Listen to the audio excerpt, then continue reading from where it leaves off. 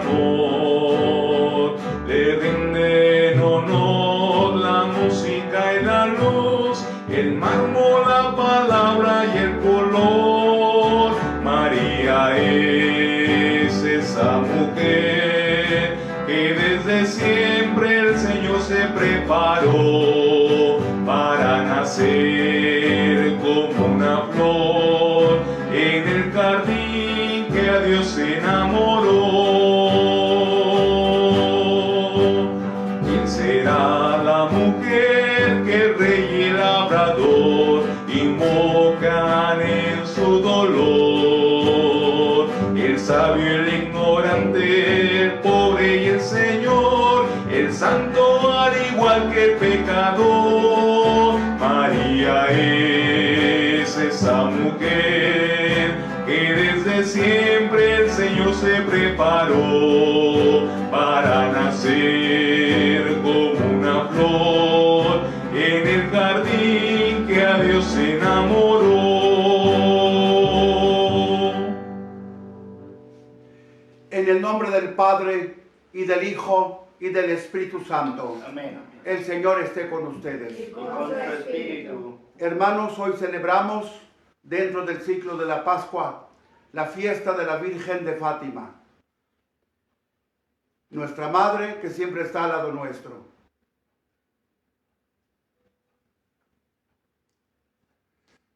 Hoy tenemos a 2 seminaristas con nosotros. Les vamos a pedir a la Virgen por todos ellos. No solo por los 2 que están aquí, sino por todos los 18 seminaristas de la diócesis. Que la Virgen los lleve de la mano hasta el altar de Dios. El seminarista es Juanito Martínez. Martínez, ¿verdad? Sí. Porque ya ves, aquí te llaman siempre de otra manera. ¿Y el segundo apellido cuál es? Domínguez. Domínguez, madre mía. Convocados alrededor de la mesa eucarística en esta época de la Pascua, elevamos al Señor nuestra súplica pidiendo tenga misericordia de nuestras debilidades humanas. Señor, ten piedad de nosotros. Señor, ten piedad de nosotros. Cristo, ten piedad de nosotros. Cristo, ten piedad de nosotros. Señor, ten piedad de nosotros. Señor, ten piedad de nosotros. Dios Padre nos regaló a su Hijo y el Hijo nos regaló a su Madre. Nos alegramos.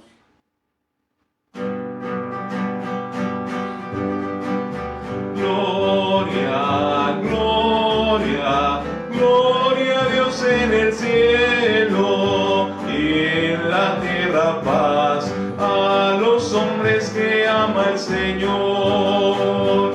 Gloria, gloria, gloria a Dios en el cielo y en la tierra paz a los hombres que ama el Señor. Te alabamos, te bendecimos, te adoramos, te glorificamos, te damos gracias, Señor Dios Rey celestial. Gloria, gloria, gloria a Dios en el cielo y en la tierra paz a los hombres que ama el Señor. Hijo del Padre, Jesucristo, tú eres el Cordero que quita el pecado. Ten piedad de nosotros y escucha nuestra oración. Gloria, gloria, gloria a Dios en el cielo y en la tierra paz a los hombres que ama el Señor. Solo tú eres santo, solo tú, Señor.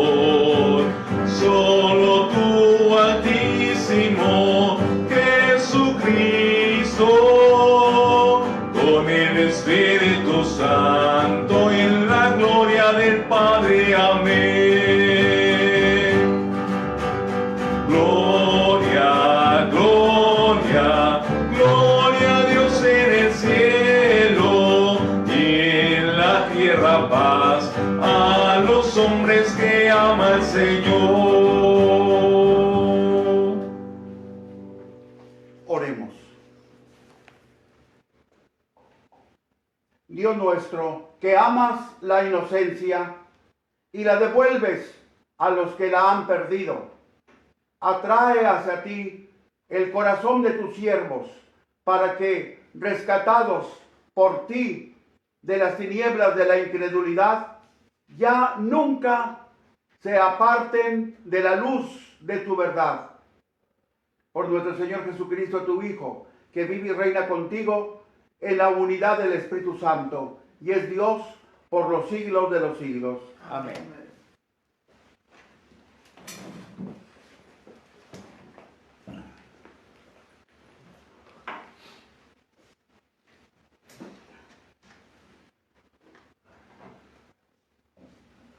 La primera lectura es del libro de los Hechos de los Apóstoles, capítulo 15, versículos 1 al 6. En aquellos días vinieron de Judea a Antioquía algunos discípulos y se pusieron a enseñar a los hermanos que si no se circuncidaban conforme a la ley de Moisés, no podrían salvarse. Esto provocó un altercado y una violenta discusión con Pablo y Bernabé. Al fin se decidió que Pablo, Bernabé y algunos más fueran a Jerusalén para tratar el asunto con los apóstoles y los presbíteros. La comunidad cristiana los proveyó para el viaje y ellos atravesaron Fenicia y Samaria, contando a los hermanos cómo se convertían los paganos y los llenaban de gozo con esta noticia. Al llegar a Jerusalén, fueron recibidos por la comunidad cristiana, los apóstoles y los presbíteros, y ellos refirieron todo cuanto Dios había hecho por su medio. Pero algunos de los fariseos convertidos intervinieron diciendo: hay que circuncidar a los paganos y exigirles que cumplan la ley de Moisés. Entonces se reunieron los apóstoles y los presbíteros para examinar el asunto. Palabra de Dios. Te alabamos, Señor. Vayamos con alegría al encuentro del Señor. Aleluya. Vayamos con alegría al encuentro del Señor. Aleluya. Qué alegría sentí cuando me dijeron vayamos a la casa del Señor. Y hoy estamos aquí, Jerusalén, jubilosos delante de tus puertas. Vayamos con alegría al encuentro del Señor. Aleluya. A ti, Jerusalén, suben las tribus del Señor, según lo que a Israel se le ha ordenado para alabar el nombre del Señor. Vayamos con alegría al encuentro del Señor. Aleluya. Por el amor que tengo a mis hermanos voy a decir la paz contigo. Y por la casa del Señor, mi Dios, pediré por ti todos los bienes. Vayamos con alegría al encuentro del Señor. Aleluya.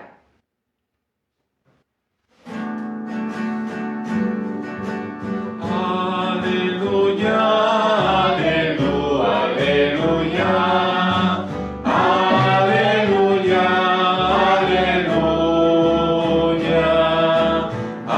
aleluya, aleluya, aleluya, aleluya, aleluya. Permanezcan en mí y yo en ustedes, dice el Señor. El que permanece en mí da fruto abundante. Aleluya, aleluya, aleluya, aleluya, aleluya, aleluya, aleluya, aleluya, aleluya, aleluya.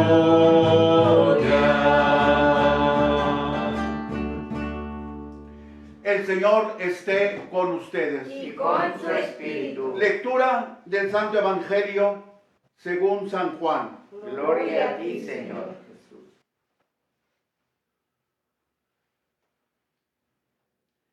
Capítulo 15, versículos del 1 al 8. En aquel tiempo Jesús dijo a sus discípulos: Yo soy la verdadera vid, y mi Padre es el viñador. Al sarmiento que no da fruto en mí, Él lo arranca, y al que da fruto, lo poda, para que dé más fruto. Ustedes ya están purificados por las palabras que les he dicho. Permanezcan en mí, y yo en ustedes. Como el sarmiento no puede dar fruto por sí mismo, si no permanece en la vid, así tampoco ustedes, si no permanecen en mí. Yo soy la vid, ustedes los sarmientos. El que permanece en mí y yo en él, ese da fruto abundante, porque sin mí nada pueden hacer. Al que no permanezca en mí, se le echa fuera, como al sarmiento, y se seca. Luego lo recogen, lo arrojan al fuego y arde. Si permanecen en mí y mis palabras permanecen en ustedes, pidan lo que quieran y se les concederá. La gloria de mi Padre consiste en que den mucho fruto y se manifiesten así como discípulos míos. Palabra del Señor. Gloria a ti, Señor Jesús.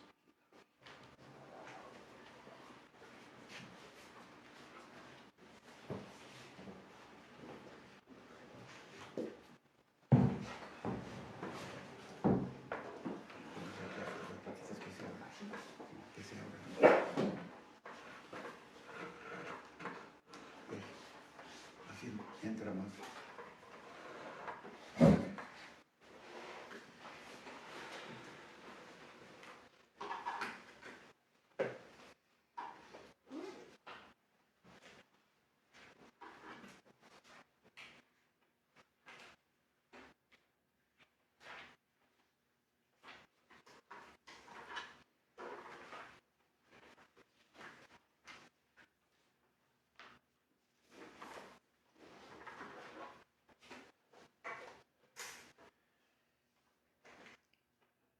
¿Alguna nota sobre Nuestra Señora bajo el título de Fátima? Para conmemorar la primera aparición de la Virgen María en Fátima a los tres pastorcitos, digamos las siguientes cosas. Los tres pastorcitos eran Lucía de Jesús, el apellido dos Santos, o sea, de los santos en portugués.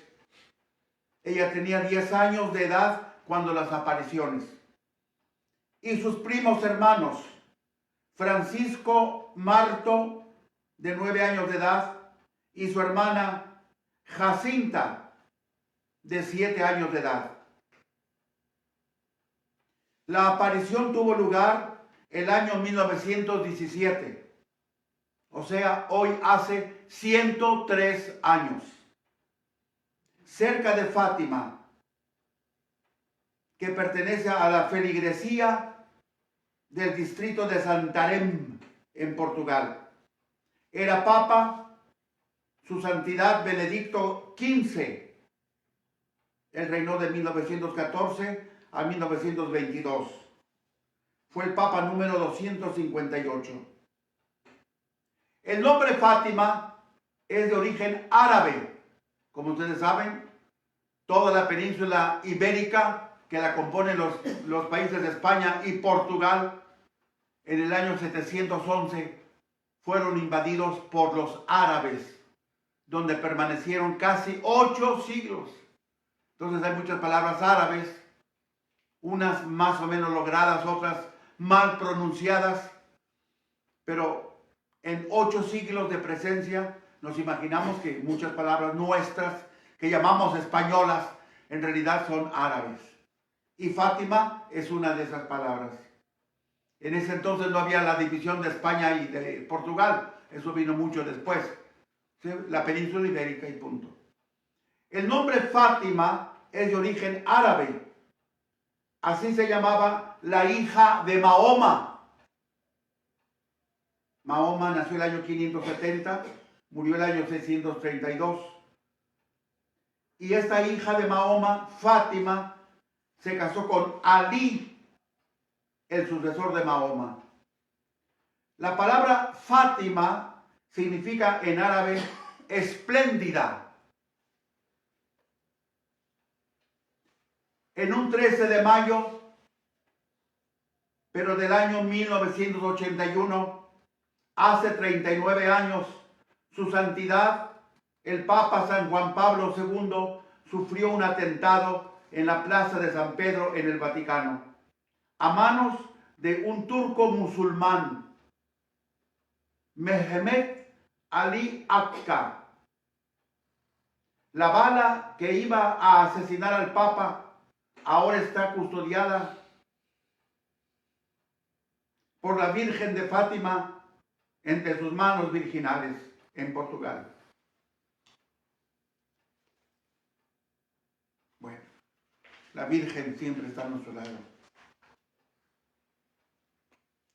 El hilo conductor de las dos lecturas de hoy y el Salmo, para saber dónde pisamos, y una vez que sabemos dónde pisamos, la homilía cae por su propio peso. El chiste es el hilo conductor. En su camino hacia Jerusalén, Pablo y Bernabé, acompañados por Tito, recuerden que hay una carta que Pablo le dedica a Tito, es este Tito, habrán ido jubilosos, cantando las maravillas que Dios hizo entre los gentiles, valiéndose de ellos dos en su primer viaje apostólico. Esto está íntimamente relacionado con el Salmo de hoy. El mismo júbilo ya lo habían demostrado los dos misioneros apostólicos, Pablo y Bernabé, a su regreso a Antioquía de Siria, a toda su comunidad de origen. Primera lectura.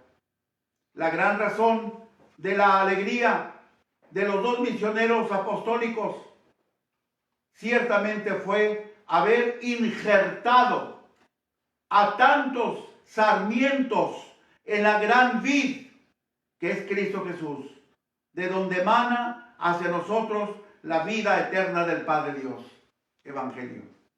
Ya, con esto ya está dicho todo. Ya está el Evangelio, la homilía, ¿o no, Juanito? Sí. Bueno, entonces síguela tú. Primera lectura. Espero clarificar todo. Los que están aquí presentes con la cabeza, háganme una señal de si sí o de si no. Y a repetir. Porque quiero poner el contexto de esta controversia que hubo en la primitiva iglesia. Para ser cristiano, ¿hay que pasar primero por ser judío? ¿O se puede ser cristiano directamente del paganismo al cristianismo sin pasar por el judaísmo? Unos decían que sí, otros decían que no.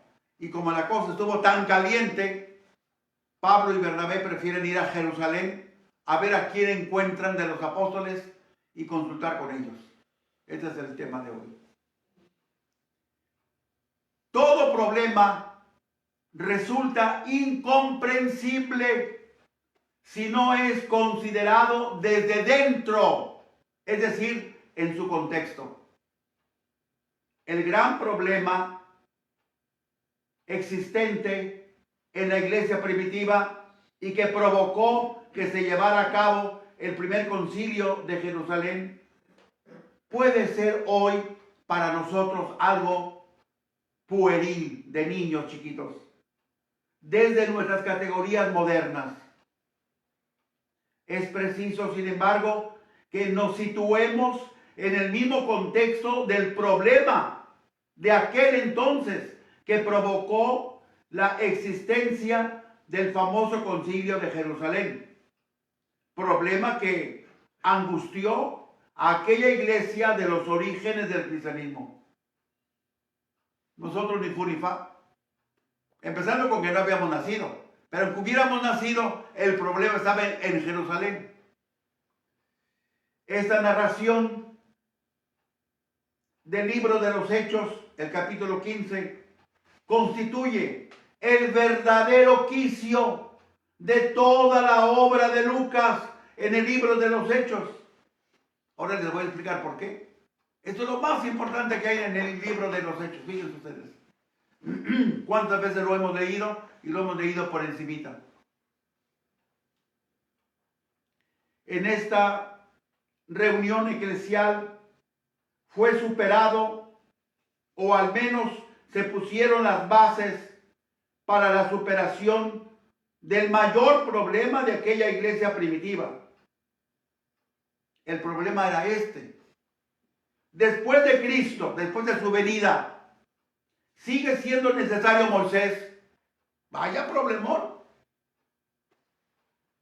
Después del bautismo de Cristo, en donde Cristo nos comunica la vida del Padre, que es el Espíritu Santo, ¿sigue siendo necesaria la circuncisión?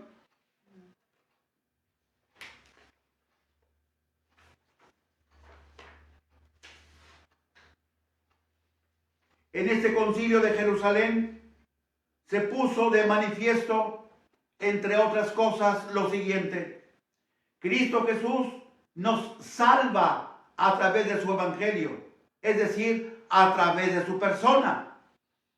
Una vez que llega el mero mero, ¿para qué queremos al de mientras, que era Moisés? Se puso de manifiesto también la libertad del evangelio, pues Cristo Jesús es la palabra eterna del Padre. Y él decía lo que el Padre le decía a Jesús que tenía que decir. Entonces, ¿quién le va a poner cortapisas a la palabra de Dios? Se puso de manifiesto también la unidad de la iglesia gracias al evangelio. ¿Por qué? Porque la doctrina y la persona de Cristo y los sacramentos, especialmente el bautismo y la Eucaristía, le dan unidad a la iglesia.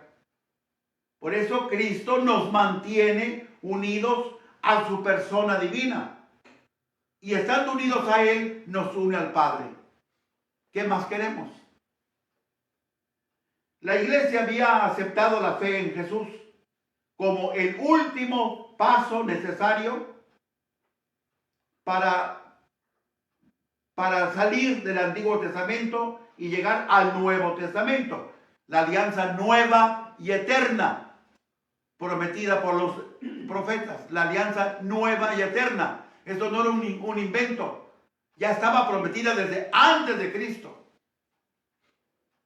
Pero la fe en Jesús se había expresado en categorías judías. O sea que la manera de hablar seguían siendo judías.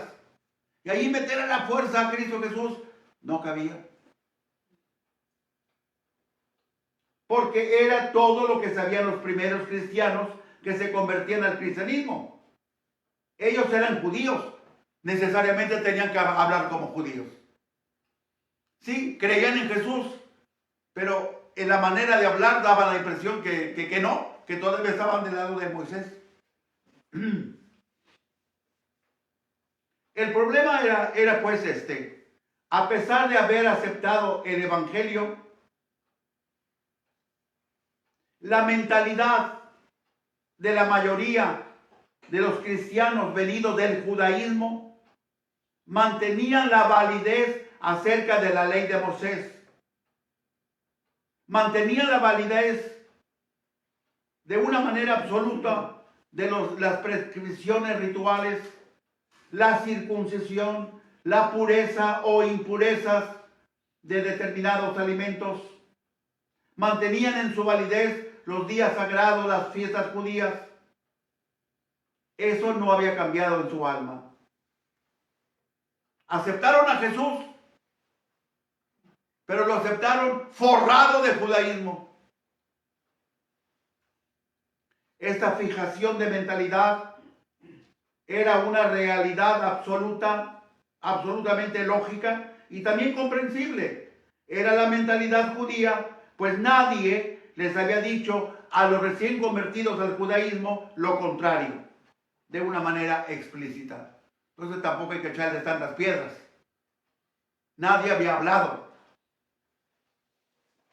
Por otra parte, a medida que pasaba el tiempo, la mayor parte de los miembros que aceptaban la fe cristiana procedían no del judaísmo, sino del paganismo. En un principio sí, la mayoría de los cristianos convertidos eran judíos, pero fue pasando el tiempo y de una manera insensible, sin que nadie dijera nada, eran más los que venían del paganismo al cristianismo que los judíos que se convertían al cristianismo. Entonces, sin querer, se empezaron a formar dos facciones dentro de la misma iglesia. Los judíos, hechos cristianos, y los paganos, hechos cristianos. Las dos facciones que convivían en la iglesia, los judíos y los no judíos, pero ya cristianos, tenían sus propias y específicas interrogatorios. Cuando los interrogantes pasaban de una facción a la otra, necesariamente surgían las fricciones y los conflictos. Lo mío sí vale, lo tuyo no vale. O al revés, los de allá, lo mío sí vale y lo tuyo no vale. ¿Cómo de que no? Ahí está la raíz de la fricción. Veamos algunos problemas a modo de ejemplo. ¿Qué validez tenía el Antiguo Testamento y en particular la ley de Moisés en relación con el nuevo pueblo de Dios que había surgido hacía poco? ¿Qué validez? Claro, nosotros ahora con mucha claridad sabemos cuál es la validez del Antiguo Testamento. Es nuestro punto de referencia para ver que todo lo que el Señor prometió lo cumplió en Cristo Jesús. Pero en ese entonces no tenían esa claridad. Otra pregunta: ¿existe continuidad en el plan de Dios suponiendo la novedad radical del cristianismo? O sea, ¿hay un plan de salvación para los que vienen del judaísmo? ¿Hay otro plan de salvación para los que vienen del paganismo? ¿O es el mismo plan de salvación? Desde el judaísmo, estos interrogantes que podrían multiplicarse, no lo hago porque no hay tiempo, llevaban casi inevitablemente a excluir del nuevo pueblo de Dios a los que procedían del paganismo, a no ser que aceptasen la ley judía. Esta empezaba a ser la respuesta. Los judíos eran ya muy pocos, pero eran suficientemente fuertes como para hacer esto. Ustedes vienen del paganismo, fuchi. Si quieren que los aceptemos, primero háganse judíos y luego entren al cristianismo. Pero que entren directamente al cristianismo, no. Nosotros primero fuimos judíos y ahora somos cristianos. Es el pleito de una persona que no tiene ni dedo de seso en la cabeza. Tú traes zapatos nuevos, yo también quiero. Tú traes coche nuevo, yo también quiero. Y así sucesivamente. Yo fui judío, tú también tienes que ser judío para ser ahora cristiano como yo. Niños chiquitos. Por otra parte, los étnico-cristianos formulaban también sus propias preguntas. ¿Es necesario para hacerse cristiano aceptar la ley judía? Esta primera parte de preguntas las puse en boca de los judíos, ahora en boca de los paganos, esas otras. ¿No significa esto que el camino que lleva al cristianismo debe pasar necesariamente por el judaísmo? Nadie podía hacerse cristiano sin previamente hacerse judío. Eso es lo que decían los judíos, ¿no? Era necesario aceptar el rito bárbaro de la circuncisión. Acordémonos que esas preguntas venidas de los paganos las estaría formulando hoy, en este momento, en este lugar, un pagano. Y otras meticulosidades legales judías. Los venidos del paganismo decían, si la religión cristiana se presentaba con la pretensión de ser universal, o sea, católica, no podía imponer como obligatorio alguno o algo que era propio y específicamente judío. O sea, también los paganos ya estaban empezando a pensar. Si los cristianos, aunque hayan venido del judaísmo, dicen que la religión es para el mundo entero y predicar el evangelio al mundo entero, entonces ¿por qué están tan aferrados a solo los judíos? ¿Por qué no se abren más? Ven cómo los paganos que se hacían cristianos ya estaban pensando. ¿O no, Juanito?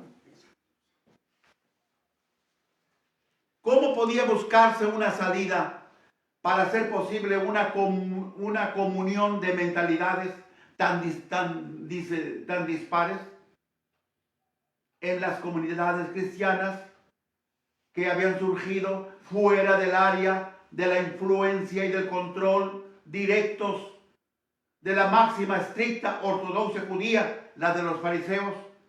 El problema apenas se había notado, pues los venidos de fuera del judaísmo no se fijaban en tantas minucias de los judíos. En dichas comunidades no judías, la mentalidad era mucho más abierta y más flexible. Esto ocurrió, por ejemplo, en Cesarea Marítima y en Antioquía de Siria, donde había actuado Pedro con gran libertad en aquella zona. Pedro nunca le impuso a Cornelio, el cónsul romano, el centurión romano, que primero se hiciera judío para hacerse cristiano. No, nunca. Directamente te bautizamos y punto final. Citas bíblicas de esto. Hechos 10,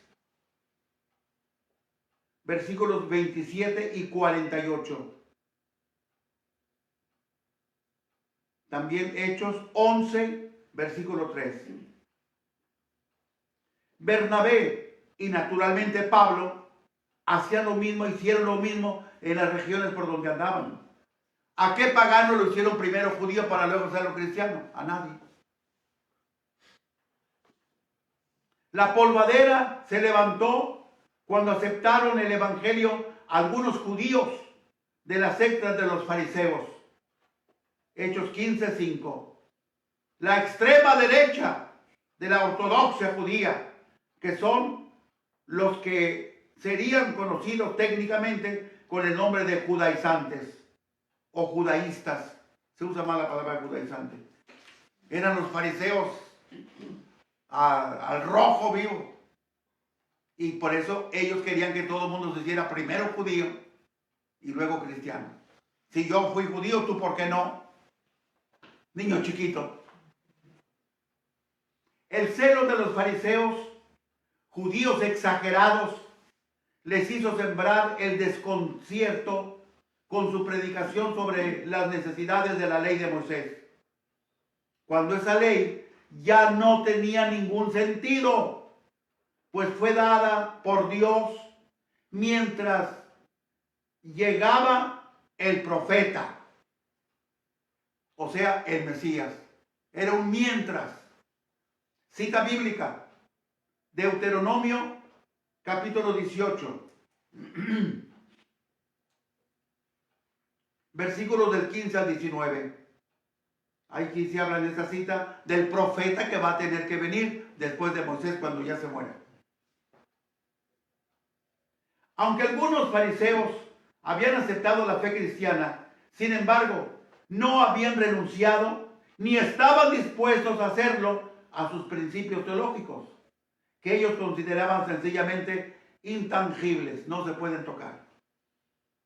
Ante el encimamiento de la ley de Dios y del Evangelio por parte de los fariseos convertidos al cristianismo, Pablo levantó la voz y dijo: Cristo o Moisés, el Evangelio o la ley. El radicalismo de las posturas estaba centrado sobre todo en el tema y en la cuestión de la circuncisión. En efecto, los judaizantes proclamaban su absoluta necesidad para pertenecer a Cristo y alcanzar la salvación de Cristo. Versículo 1 de hoy. Pablo, por el contrario, pensaba que la aceptación de la circuncisión significaba el rechazo de Cristo y de la salvación. Gálatas 5, del 2 al 21.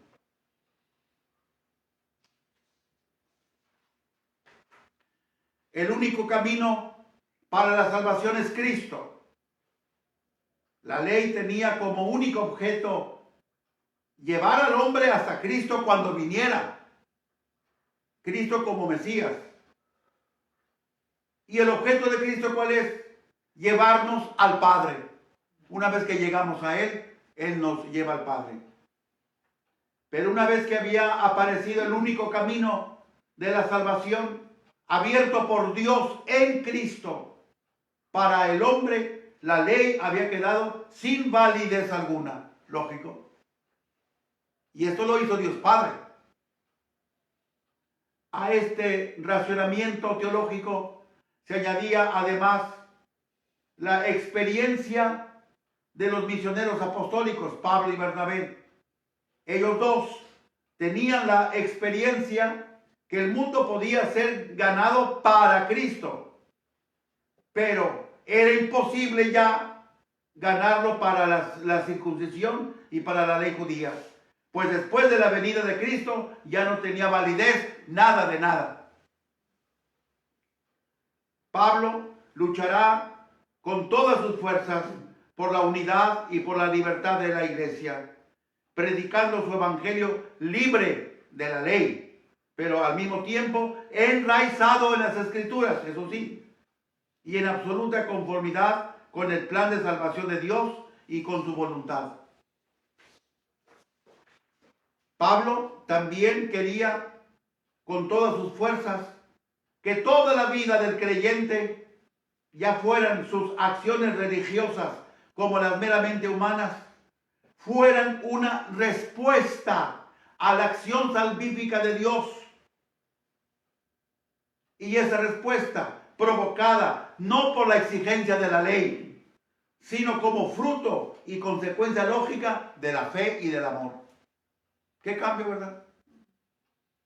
Hoy tienes que ir a misa porque es domingo. Hermano, en esto no te aplaudo. Pero mira, hoy es el día de la resurrección de Jesús y vamos a encontrarnos con el resucitado para que Él también nos resucite un día a nosotros. Entendemos pues que la magnitud del problema exigía una aclaración a nivel de iglesia. Por eso, la comunidad de Antioquía envía a Pablo y a Bernabé y algunos otros a Jerusalén, entre ellos Tito. Como es lógico, Pablo y Bernabé fueron recibidos en general con fuertes aplausos a su paso por todo lo que habían hecho en el mundo de los paganos. Este detalle pues nos pone ya en la pista de que el mismo concilio va a estar duro. Pues, y estuvo duro.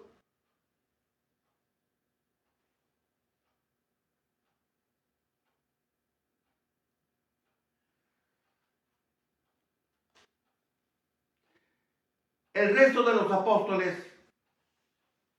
se había dispersado ya a raíz del martirio de Santiago el mayor. Lo mandó decapitar Herodes Agripa. Este señor murió el 44 y el apóstol murió el 42. No obstante, se detuvo en mandar también decapitar a Pedro.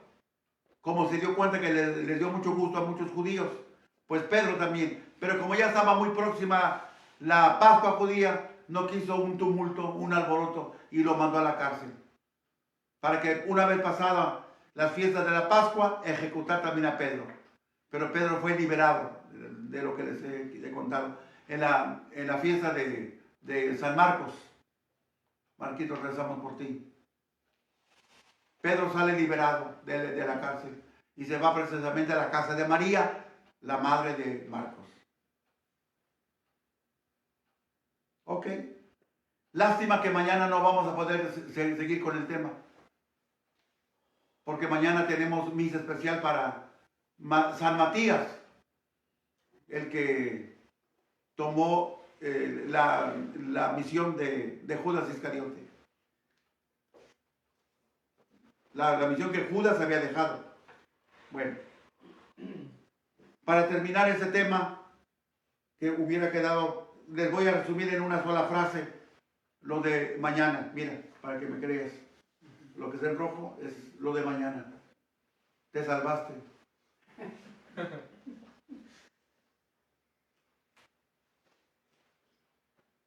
Entonces, nosotros los católicos, los cristianos, nos quedamos con circuncisión o sin circuncisión. Nos quedamos, tenemos la circuncisión de Cristo, no la judía, la de Cristo. ¿En qué consiste esto? Cristo nos hace partícipes de su muerte, pero también nos hace partícipes de su resurrección. En el bautismo morimos, o sea, allí se lleva a cabo la circuncisión moral cristiana. Pero luego, en la resurrección de Cristo, en su Pascua, nosotros nos despojamos del hombre viejo.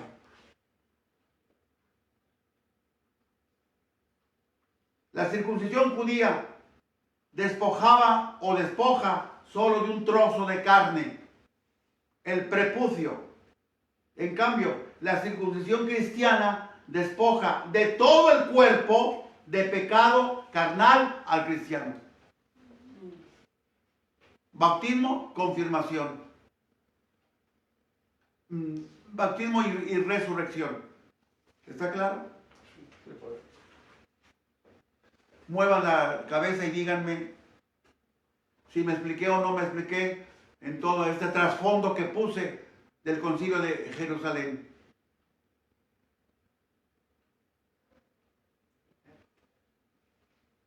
Ok. Bueno, entonces vamos a seguir. Madre mía.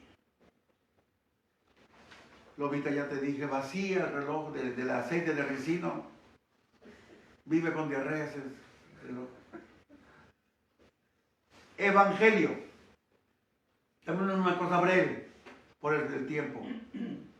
Jesús emplea la imagen de la vid en los sinópticos, Mateo, Marcos, Lucas, como parábola del reino de los cielos.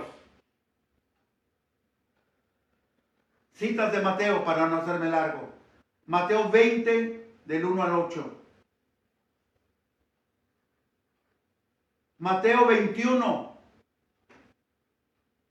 del 28 al 31. Y luego hacemos un brinco del 33 al 41. Allí Jesús en estas citas bíblicas emplea la alegoría de la vid como sinónimo del reino de los cielos.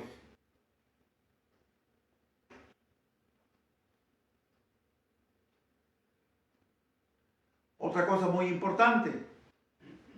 Jesús, en la cita bíblica que hoy hemos leído, Juan 15, del 1 al 8, se proclama a sí mismo como la verdadera vid. La verdadera vid ya no es el reino de los cielos. La verdadera vid es Jesús mismo. ¿Qué cambia, verdad? Pero ¿cuál es el fruto de la vid? Los sarmientos que dan fruto. Pero ¿cuál es en la mentalidad de Juan? Es el verdadero Israel. El Israel de Dios, que no causará decepción a las esperanzas divinas. Porque de Cristo Jesús no puede salir nada malo. Entonces los sarmientos siempre van a dar frutos buenos. Si un sarmiento no da fruto bueno es porque se separó de la vid. Recuerden cómo San Pablo hace la diferencia del Israel de Dios, que es Cristo Jesús, la vid. Gálatas 6:16. Y el Israel según la carne, los judíos que todavía están abrazados a Moisés y Abraham. 1 Corintios 10:18. El Israel de Dios y el Israel según la carne.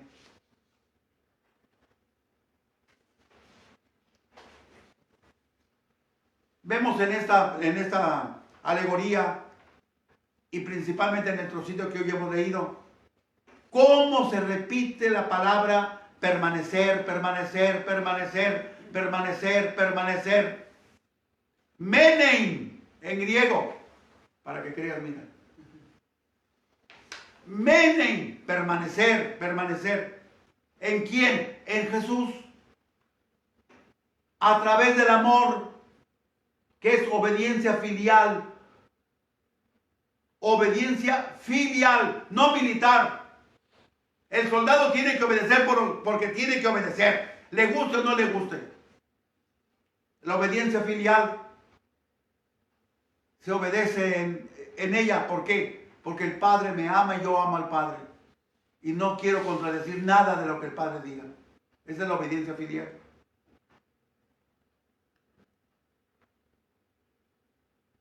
Porque ¿cómo se podría permanecer dentro de una persona? Ni que fueras qué, tú, o ni que fuera qué, la otra persona.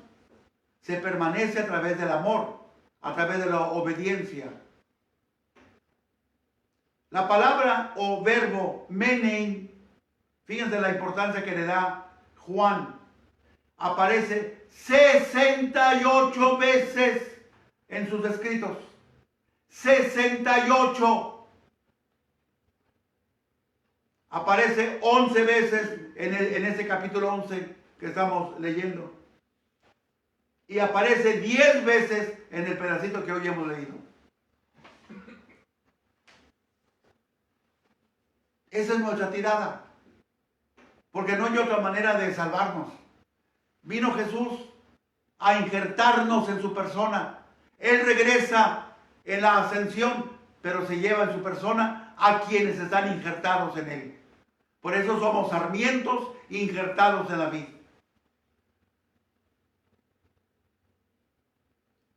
Luego también Jesús aquí hace una alusión a la Eucaristía.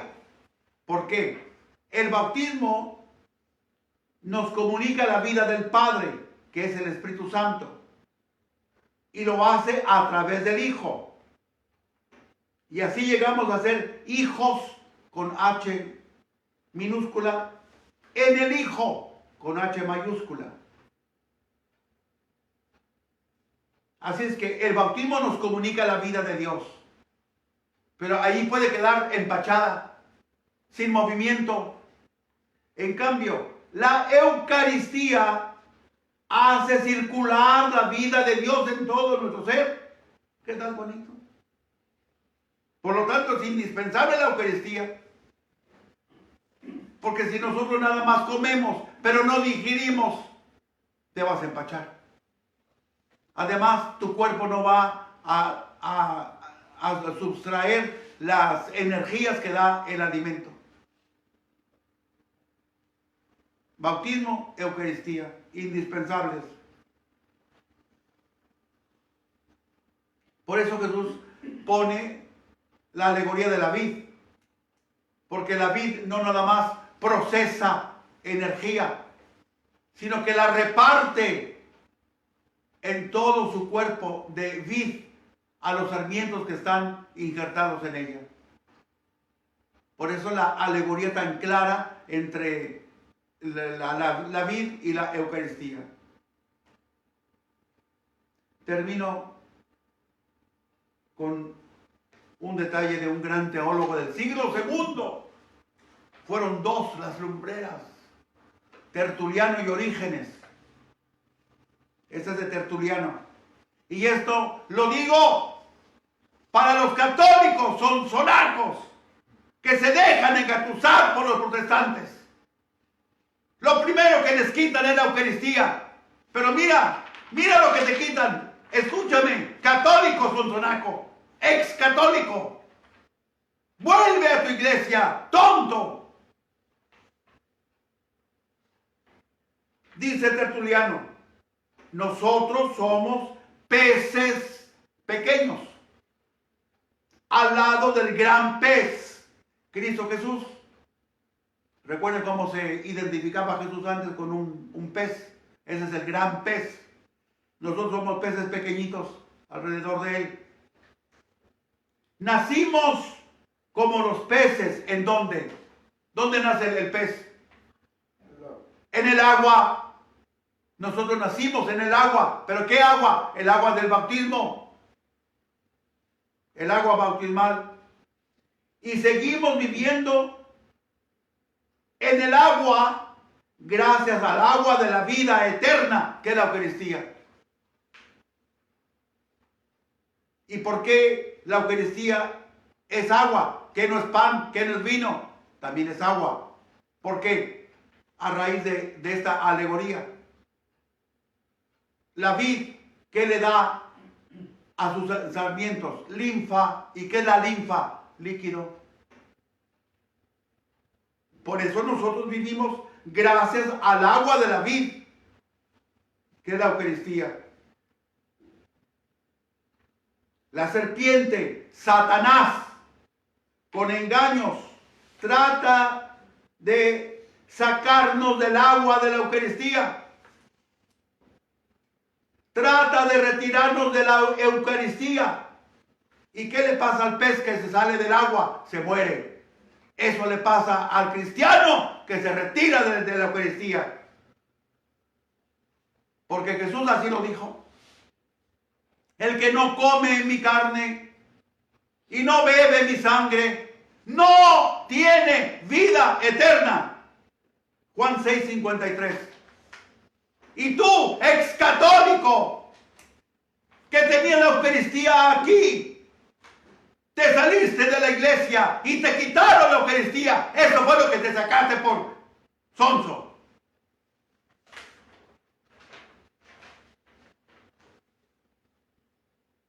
La serpiente, Satanás, que es el engañador, te engañó y te retiró de la iglesia católica y te retiró de la mesa eucarística. Regresa, hermano, para que no mueras. Amén. En nombre del Padre, del Hijo, del Espíritu Santo. Amén. Amén. Di amén. Amén. Parece que estás mudo.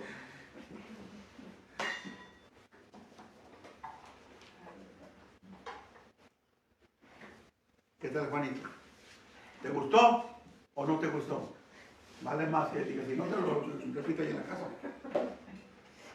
Antes del desayuno.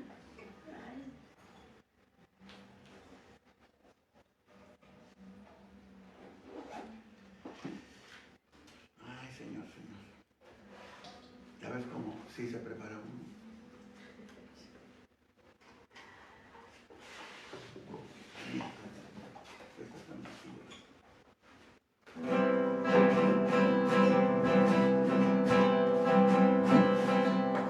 ¿Cuántas veces siendo niño te recé? Con mis besos te decía que te amaba. Poco a poco con el tiempo fue dejándome de ti. Por caminos que se alejan me perdí. Hoy he vuelto, madre, a recordar cuántas cosas dije ante tu altar, y al rezarte puedo comprender que una madre no se cansa de esperar, que una madre no se cansa de esperar.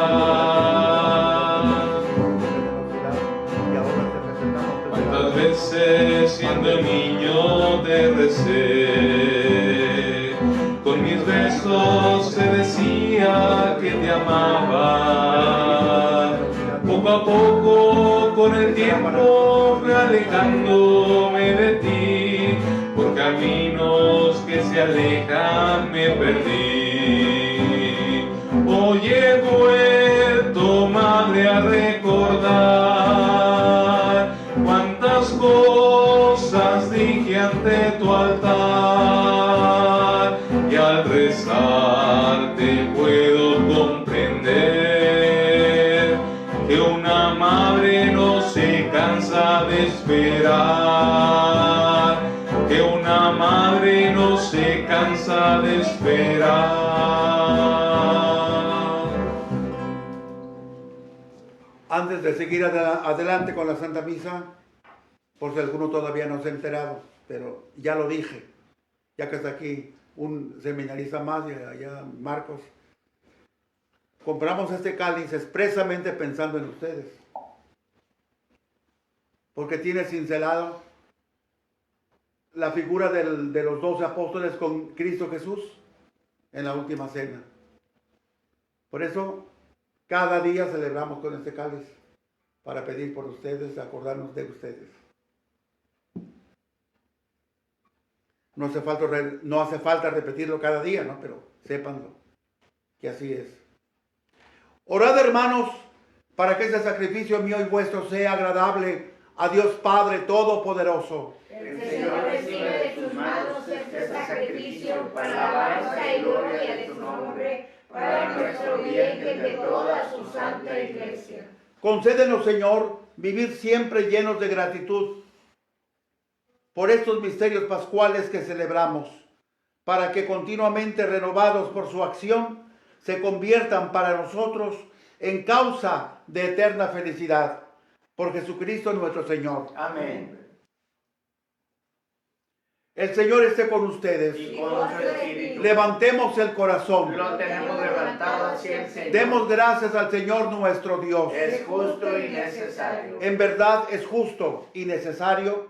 Es nuestro deber y salvación glorificarte siempre, Señor, pero más que nunca en este tiempo en que Cristo, nuestra Pascua, fue inmolado, porque Él, con la oblación de su cuerpo en la cruz, llevó a plenitud los sacrificios de la antigua alianza, y al entregarse a ti por nuestra salvación, quiso ser al mismo tiempo sacerdote, víctima y altar.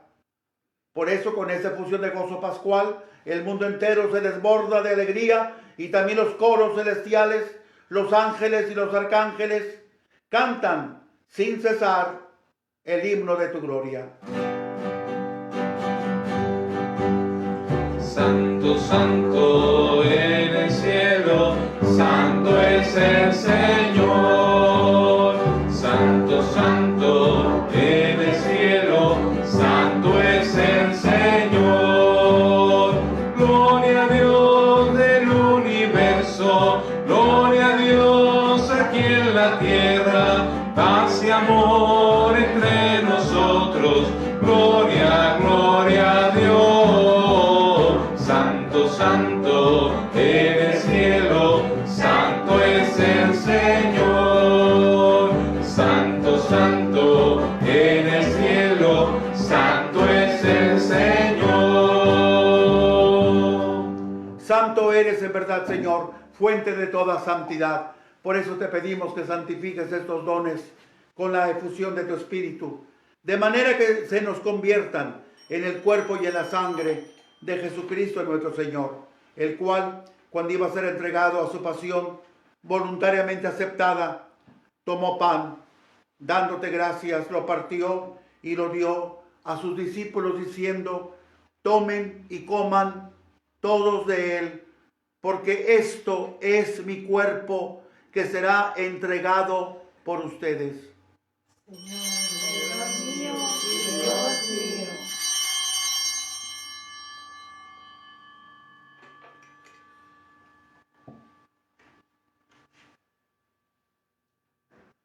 Del mismo modo, acabada la cena, tomó el cáliz y dándote gracias de nuevo, lo pasó a sus discípulos diciendo: tomen y beban todos de él, porque este es el cáliz de mi sangre, de la sangre de la alianza nueva y eterna, que será derramada por ustedes y por muchos para el perdón de los pecados. Hagan esto en conmemoración mía. Señor mío y Dios mío.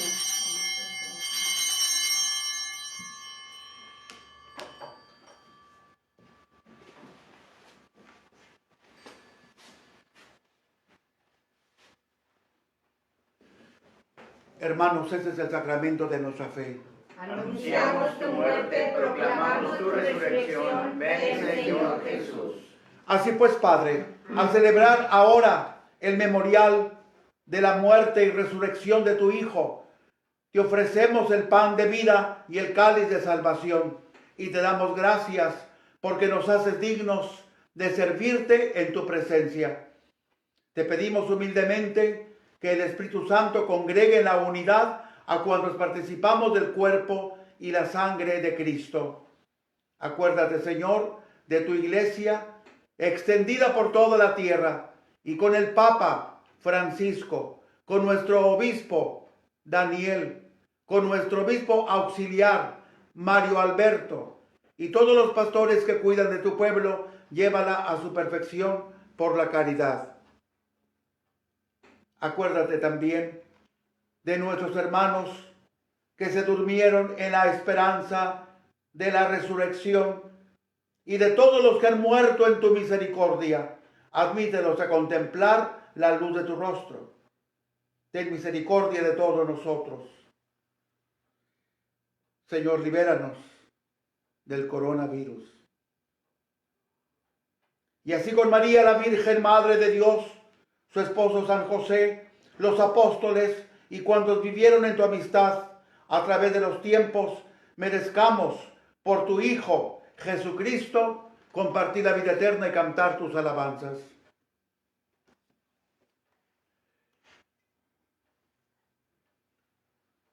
Por Cristo, con Él y en Él, a ti Dios Padre omnipotente, en la unidad del Espíritu Santo, todo honor y toda gloria por los siglos de los siglos. Amén.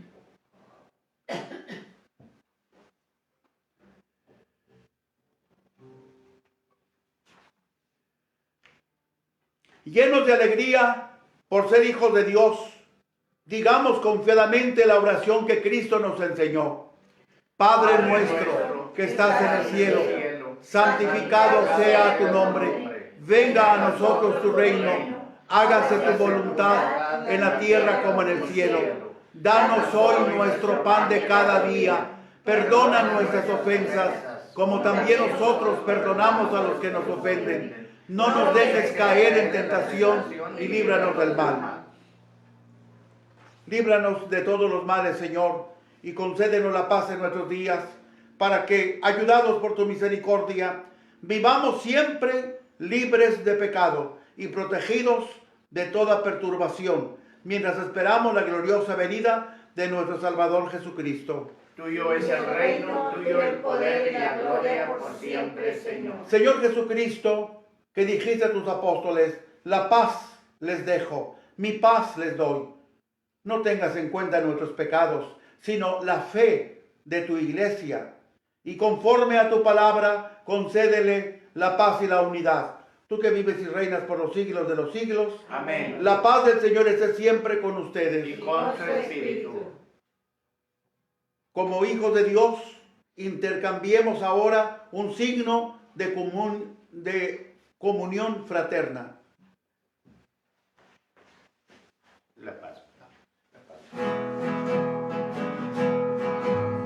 Cordero de Dios, que quitas el pecado del mundo, ten piedad de nosotros, ten piedad de nosotros. Cordero de Dios, que quitas el pecado del mundo, ten piedad de nosotros, ten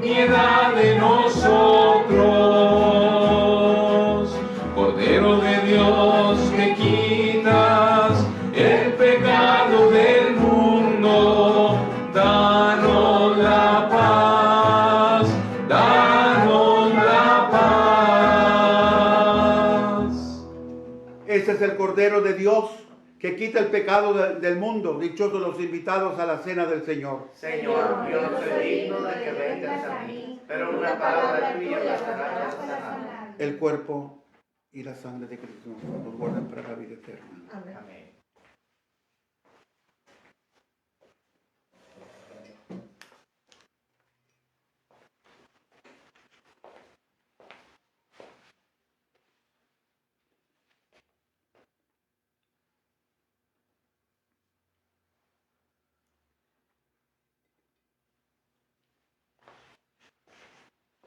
El cuerpo y la sangre de Cristo.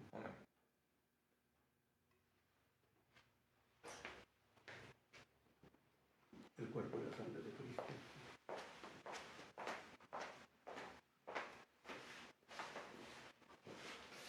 El cuerpo y la sangre de Cristo. Amén.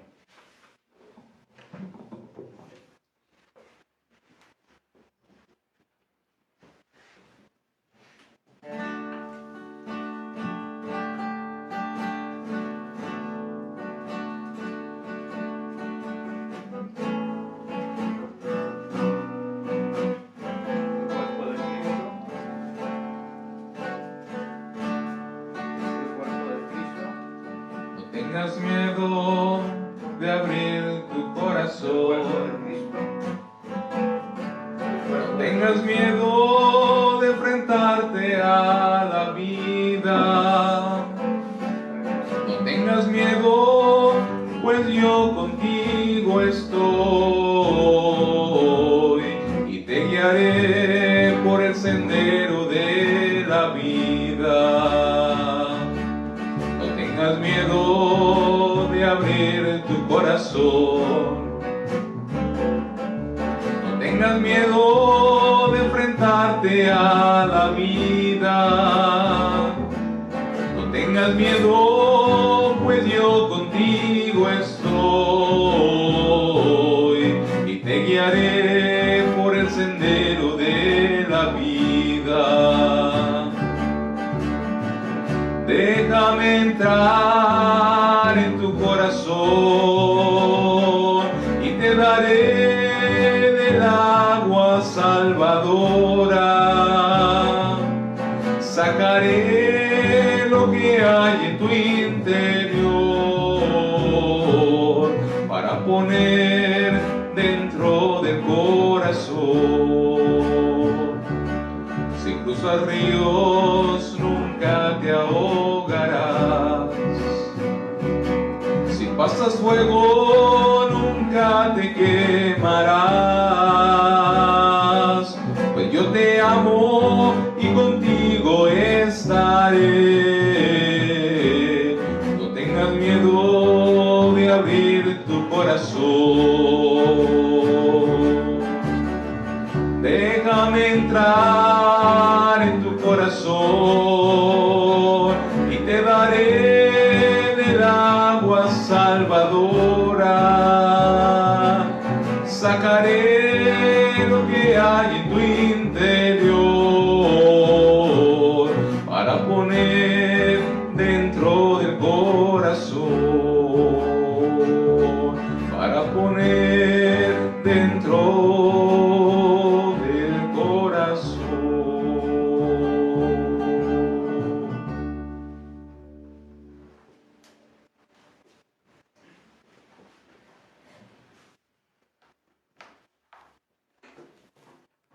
Oremos.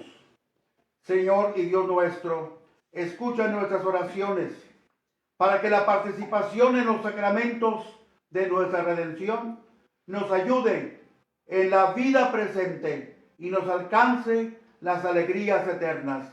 Por Jesucristo nuestro Señor. Amén. El Señor esté con vosotros. Y con su espíritu. La bendición de Dios Todopoderoso, Padre, Hijo y Espíritu Santo, descienda sobre ustedes y permanezca para siempre. Amén. Podéis ir en paz. La Santa Misa ha terminado. Demos gracias a Dios. Mientras recorres la vida, tú nunca solo estás. Contigo por el camino, Santa María.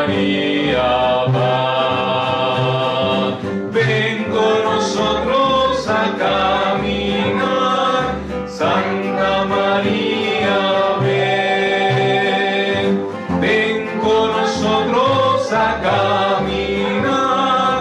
Santa María, ven, aunque te digan algo.